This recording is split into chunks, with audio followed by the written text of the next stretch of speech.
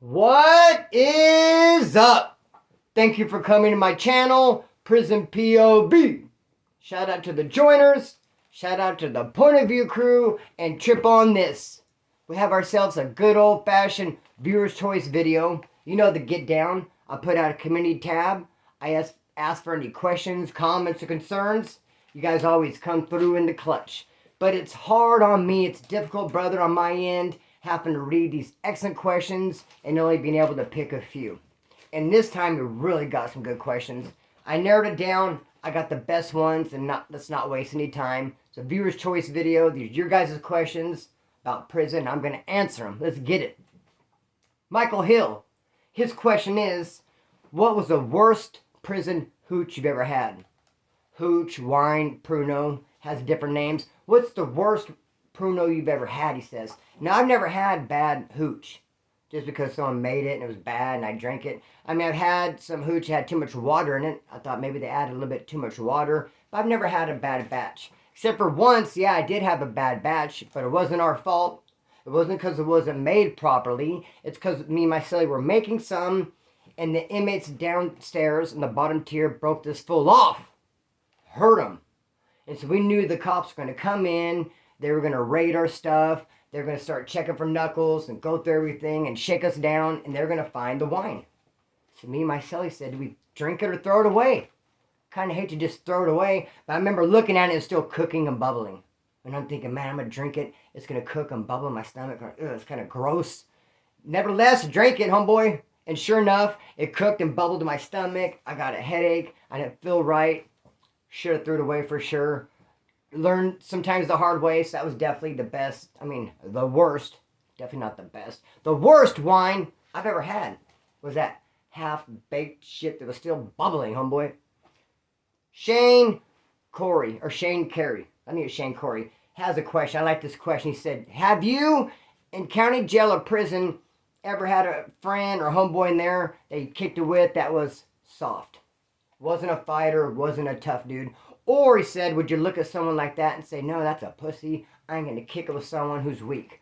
No, I have had a friend in county jail who you'd call soft. Wasn't a fighter. I had to stick up for him. In fact, he's stepbrother to Jonathan Davis, a lead singer of Korn. He's Jonathan Davis' stepbrother.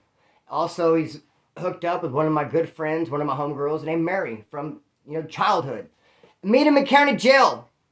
Soft. I'm having to stick up for him. The woods in his dorm are punking him. They're walking all over him.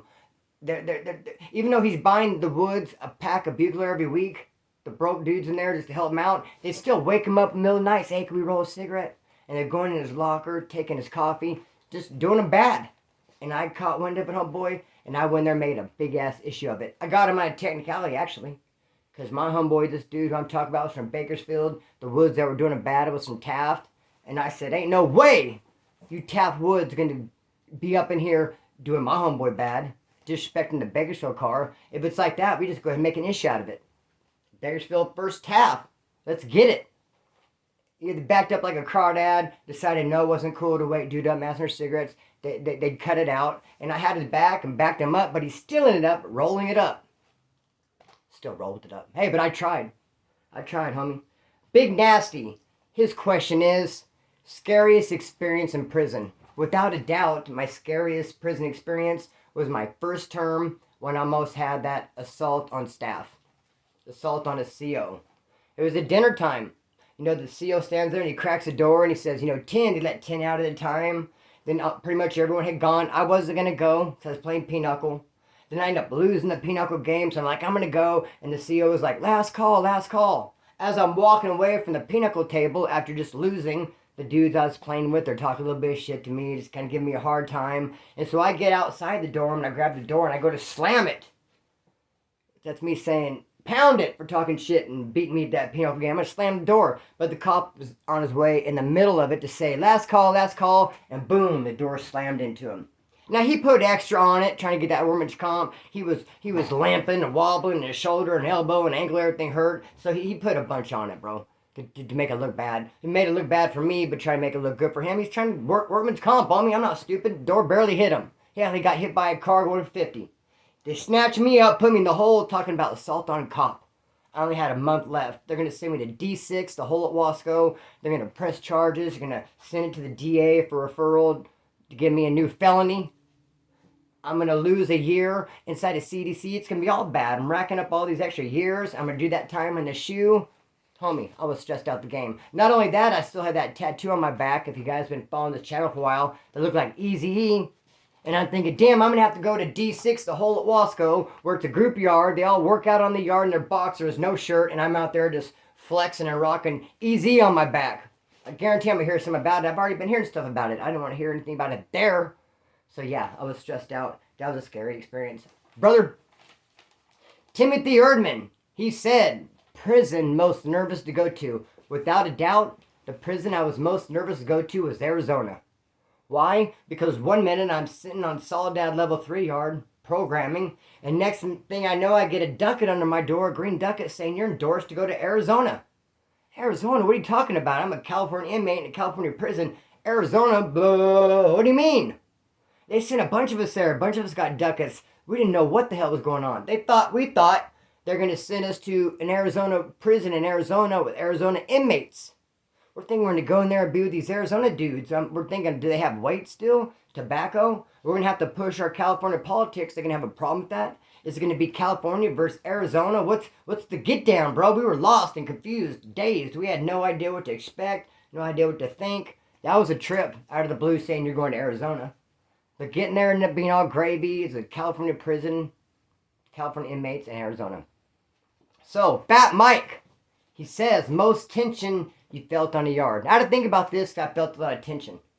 But I'd say the most tension I felt was, I'd say without a doubt actually, was Mule Creek, my first term. I was paroling with a debt. I owed $50 and I was leaving in 4 or 5 days. You cannot leave prison owing money. You can't leave with a debt because they'll get you.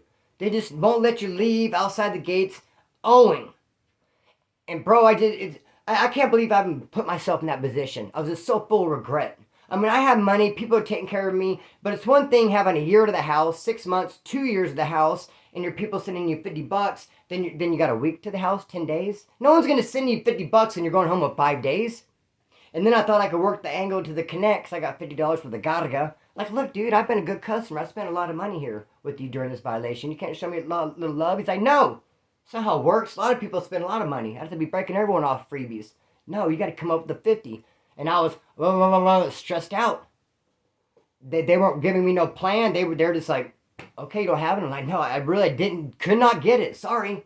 And I was hoping they'd come up with a plan. Okay, we want you to do this, this, or this. There's no plan. They're just like, so I'm just thinking any minute, dude. For the last 4 or 5 days I was there, I was thinking someone's going to jump out from behind a bush, jump out from behind a corner, just come out from under my bed. It was nerve-wracking, to say the least. Without a doubt, homeboy, a gang of tension I was feeling. Sewer8512 says, a list of first. He's asking about some first, like, first fight, first riot, first assault. The first I remember the most is my first time in the hole. An ad seg. Now that was nerve-wracking. The hole is a nerve-wracking place anyway, much less the first time there. I was so worried on sleeping through and missing the roll call. Because I'm a deep sleeper, I'm deaf, and they do a roll call in the morning, and it just comes out of the blue, and if you miss it, bro, the punishment is harsh. I didn't want to miss the roll call. Plus there's that yard routine that they give you, a big old list of routine workout you have to do. You have to learn it in 10 days, and you're going to be doing it with everybody on a group yard. People getting sliced up left and right. Bro, I definitely remember the first time I went to AdSeg. And it was, plus I was going to be there for a year. I was worried I was going to lose my mind. Single man cell, no one to talk to. Just hearing people talk all over there. After a while, I start thinking everyone's talking about you. Hey, bro, you're a hammer and everything starts to look like a nail after a while. Objects in mirror close and they appear. That's the type of shit you start thinking when you're sitting there by yourself. Homie, yeah, without a doubt. So, EJS 1411. EJS 1411 says the gnarliest thing you've ever seen anyone doing there to support their habit. To get high, in other words. Bro, that's easy. Gnarliest thing I ever seen was, okay, I'm in a holding tank. I'm in county jail. I got arrested. I'm still wearing street clothes. I'm in this packed, cramped holding tank. They're getting ready to dress us out and house us. And there's this one dude, he's all blasted back with all his ink. He just got doing 10 years. He's already on his way back. He's only out for a month. He was a crazy ass fool. He's walking around all hunched over. And finally he announced to everybody, he's like, hey, I got a syringe, an outfit inside me. I hooped it with a little bit of vodka, some black. I goes, I can't take it anymore. It's making me cramp up. I'm going to take it out. If anyone wants to piggyback it for me and hoop this syringe and carry it when we get to where we're going, I'll break you off a little bit. And this dude with no hesitation said, I will, me. So dude pulled it out. They didn't unwrap it or rewrap it. Pulled it out, gave it to him just like it was, a freaking syringe, and dude went with it and carried it around for a couple hours. Now he's walking around all hunched over. And then the kicker is, though, in a couple hours when they dressed us out and housed us, I ended up being cellies with the dude who initially brought it in. The tatted back, crazy looking dude, just did 10 years, only had a month, already on his way back. He brought this shit in, gave it to that dude to carry for him. Dude gives it back, and now he pretty much tells dude, you're burnt. You're not getting shit.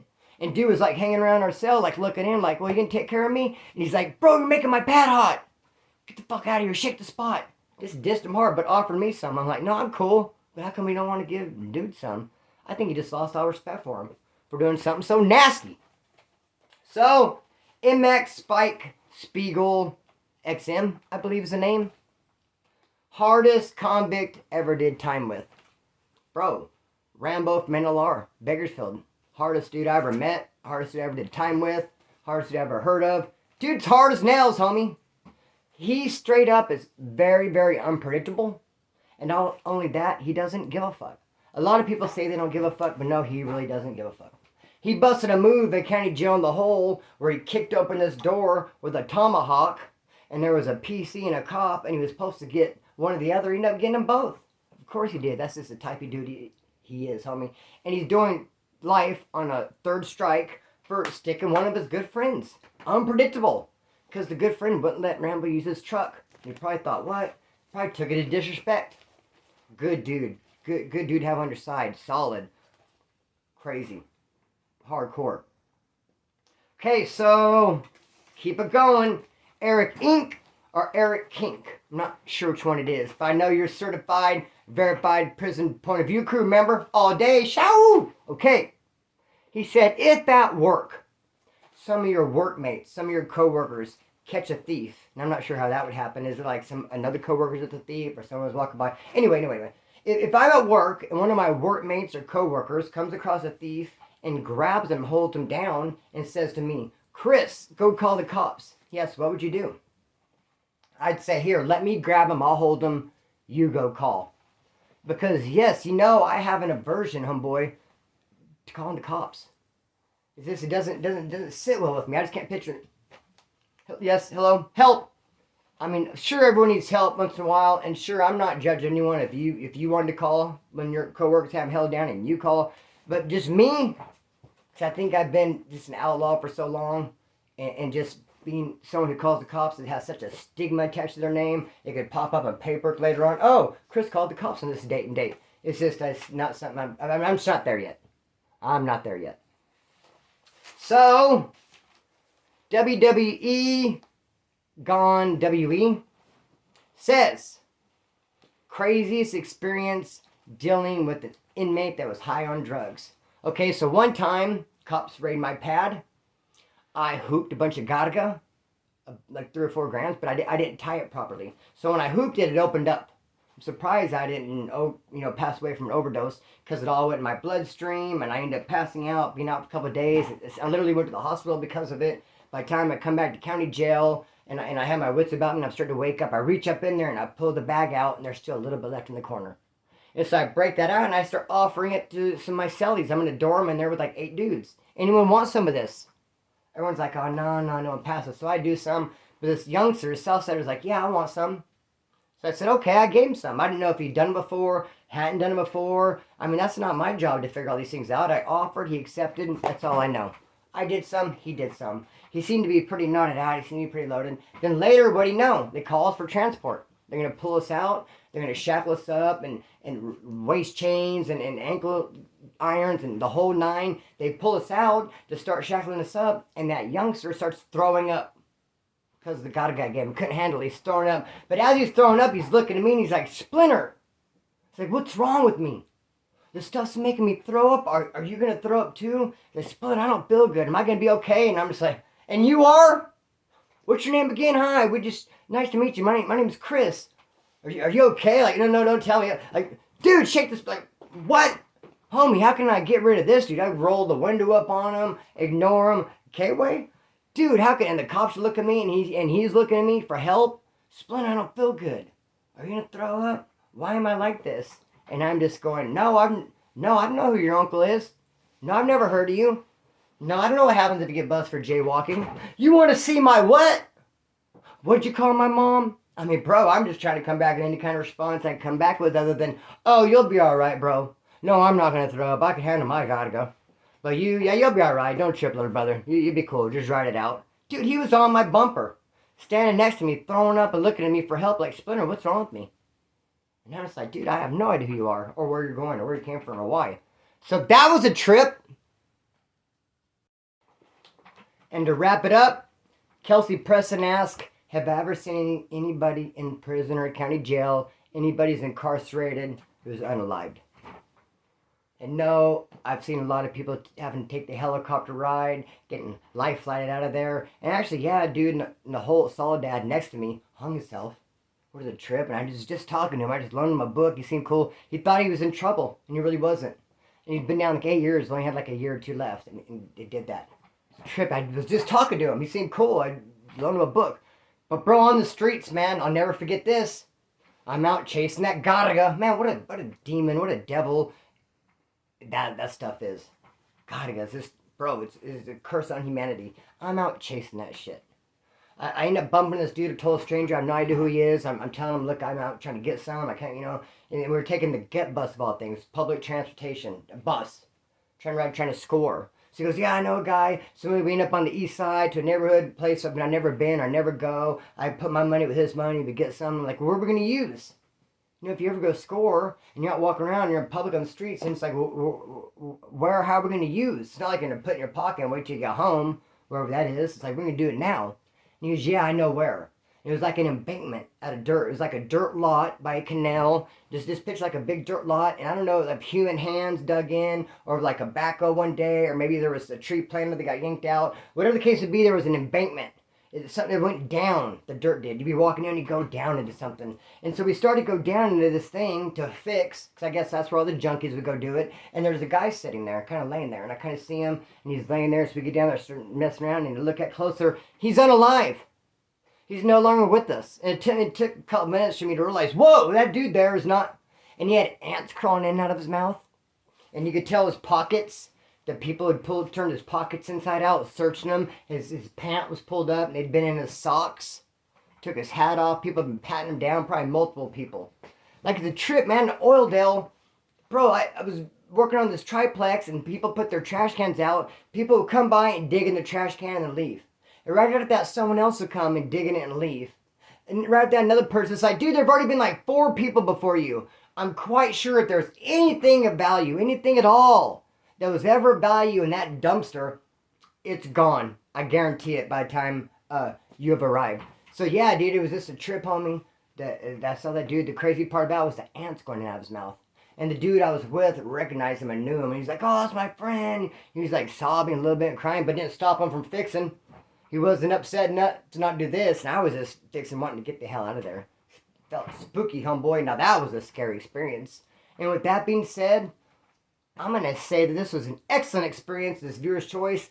I loved it, and I hope you guys have been enjoying all these daily uploads. They're going to continue, and I'm going to cut the string and let it fly. Peace!